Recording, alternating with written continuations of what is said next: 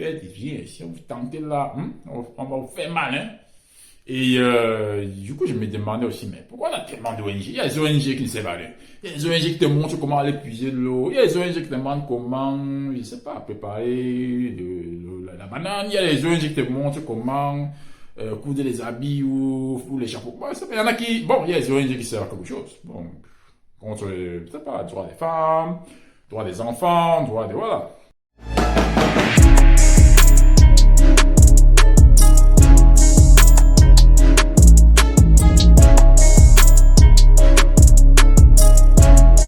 Bonjour messieurs et mesdames et bienvenue pour une nouvelle vidéo. Si c'est ta première fois d'être ici, souscris à la chaîne, like la vidéo et c'est parti. Alors aujourd'hui nous allons parler du Rwanda. Je lisais un article et le président rwandais, lors de la commémoration du début du génocide rwandais, et il déclarait que la communauté internationale les a abandonnés. Bon, je me suis dit, waouh, ça c'est pas surprenant en fait. Parce qu'on vit dans un monde où chacun pour soi, hein, il n'y a pas d'amis là, hein. Donc, ils aiment que même l'Union africaine n'a rien fait. Ils disent, waouh, mais c'est normal, puisque l'Union africaine est financée par cette même communauté internationale. Donc, quand les gars voulaient agir, on leur a dit, messieurs, tu tentes d'agir là, ton voisin, quel est le problème là?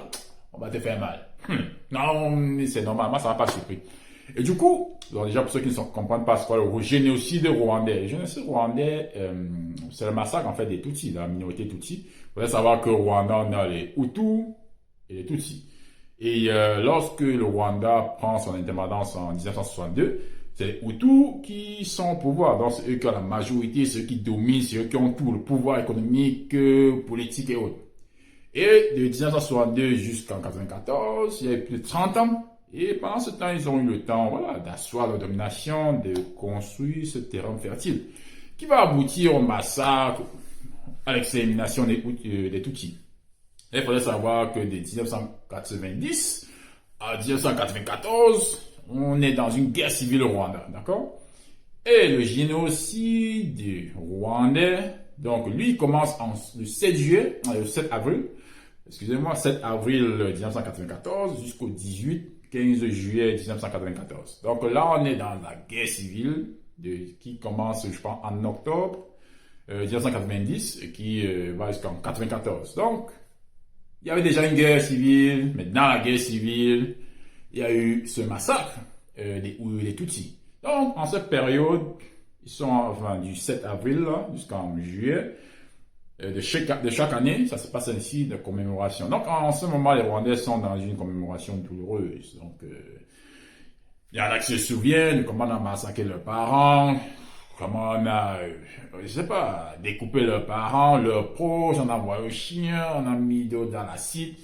Waouh, c'est énorme, c'est vraiment, c'est triste en fait. Donc, le président Kagame, qui commémorait chez lui ce début de massacre, il disait que la communauté internationale n'a rien fait. Et il me disait, ouais, ils n'ont rien fait, c'est normal, parce que bon, ça ne les concerne pas. L'Union africaine aussi n'a rien fait. Bon, c'est normal, financé par la même communauté internationale. Donc, on leur a dit, messieurs, ne faites rien. Si vous tentez là, on va vous faire mal, hein. Et du coup, je me demandais aussi, mais pourquoi on a tellement d'ONG? Il y a des ONG qui ne savent pas rien. Il y a des ONG qui te montrent comment aller puiser de l'eau. Il y a des ONG qui te demandent comment, je ne sais pas, préparer la banane. Il y a des ONG qui te montrent comment coudre les habits ou les chapeaux. Bon, il y en a qui, bon, il y a des ONG qui servent à quelque chose. Bon, contre, je sais pas, droit des femmes, droit des enfants, droit des, voilà. Pour certains, ça marche, mais il y en a, ça sert à rien. Vous êtes là, ONG, il y a même peut-être 100 000 ONG, mais c'est pas rien en fait. Donc du coup, la leçon qu'on en tire, c'est, voilà, lorsqu'on a un problème chez nous, là, il faut vraiment compter sur nous, hein, parce que si on ne le fait pas, ça va vraiment chose, ça va toujours se passer ainsi. Et c'est une bonne chose de toujours commémorer cela pour qu'on n'oublie pas. Parce que si on oublie, ça va se répéter.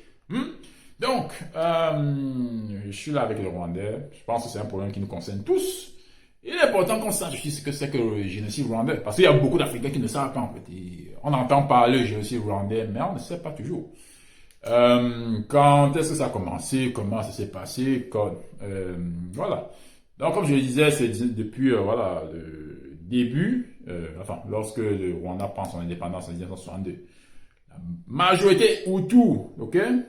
Et de là jusqu'au début, là, 7 avril 1994, et plus de 30 ans, ils ont eu le temps de construire leur pouvoir. et ainsi de se décider que voilà, il faudrait qu'on extermine les Tutsis qui nous dérangent là. D'accord? Et le problème, lorsque un pays n'a que deux tribus ou deux ethnies, c'est toujours ça. C'est très fragile, parce qu'il suffit qu'un ennemi extérieur débarque, et lance quelque chose entre vous, et c'est parti. L'autre maintenant massacrer l'autre parce que l'ennemi est venu dire que, bon, par exemple au Cameroun c'est un peu compliqué, parce qu'au Cameroun il y a tellement d'ennemis, tellement de tribus, donc on n'avait pas à venir, oui, tel l'a dit, bon, oui, mais ils ont dit, bon, ça devient un peu la cacophonie. Donc, messieurs et mesdames, je sais pas, qu'est-ce que vous en pensez?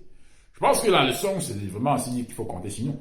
Et ensuite, réduire aussi les ONG là, hein, les ONG, bon, les ONG qui t'apprennent à puiser de l'eau ou à creuser je sais pas. Bon, je sais pas, c'est pas important, mais on veut vraiment les ONG. On veut par exemple une ONG qui vient te dire, qui vient dire aux Africains comment on lance les business. Voilà, comment on construit un business plan pour monter un business. Comment on construit, voilà. Mais pas un ONG, tu débarques, bon, tu vas apprendre comment on va puiser de l'eau, comment purifier l'eau. Bon, c'est important, mais bon. Ça n'a pas avancé, ça n'avance à rien, et je sais pas, il y a des ONG encore qui débarquent, qui ne servent à rien. Bon, après, je sais pas où on va. Bon, ONG, c'est bien, mais bon, il faut que ça serve à autre chose. Messieurs et mesdames, je suis là avec les Rwandais, donc, en ce moment, c'est pas évident.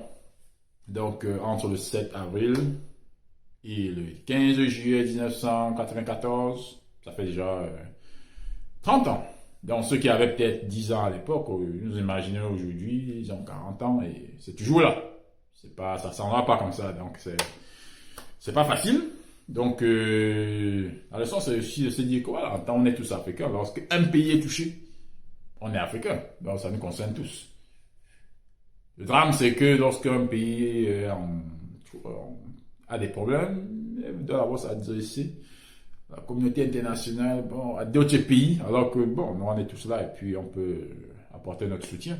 Mais bon, je pense que ça devrait être une leçon à tirer de ceci et ne jamais compter sur la communauté internationale, ok? Compter sur nous-mêmes Africains, hein, ok? Ça n'est pas dans un monde où les gens sont, voilà, chacun compte, chacun est là pour ses intérêts. D'accord? Donc la communauté internationale dit, bon, on n'a pas d'intérêt à venir stopper ceci. Puisqu'il y a des coupables, bon, il y a sûrement encore des coupables qui vivent dans ces pays occidentaux. Messieurs et mesdames, c'est la vidéo du jour. Like la vidéo, souscris à la chaîne, soutenez le gars, hein? Lancez, donc faites, bon, si vous ne voulez pas souscrire, au moins un like sur la vidéo, ok? Commentez, j'attends vos commentaires, donc, qu'est-ce que vous en pensez? Le président Kagame a-t-il raison? Sûrement. Ben après, qu'est-ce que vous en pensez? Peut-être qu'il y en a qui pensent que la communauté internationale n'a pas abandonné. Bon, je vous attends en commentaire, like la vidéo, on se voit pour une prochaine fois.